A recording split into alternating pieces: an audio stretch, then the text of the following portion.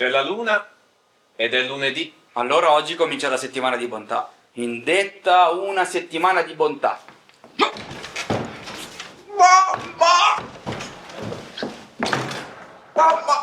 Mamma, sono tanto felice. Non ci pensa tuo padre, qualcuno ci deve pensare! Nemmeno il coraggio di difendere!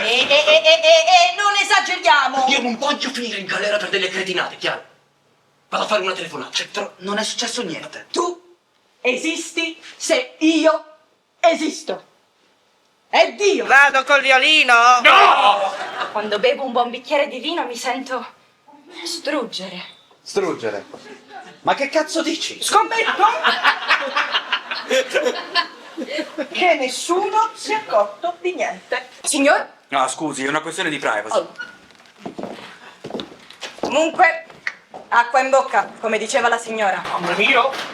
Tac! Amore mio! Tac! Le stronzate, io non c'ero, per fortuna io non c'ero. Vabbè, eravamo stupidi.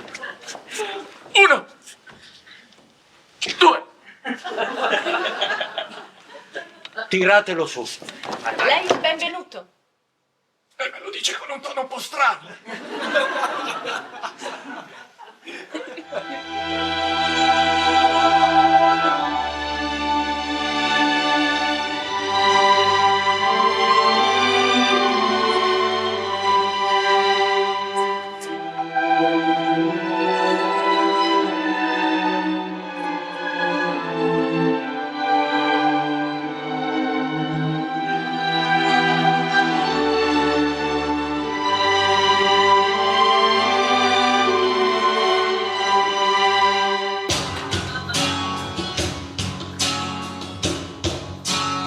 Ma tutto a posto oramai, anche se ho capito che il mio posto nel suo mondo non c'è.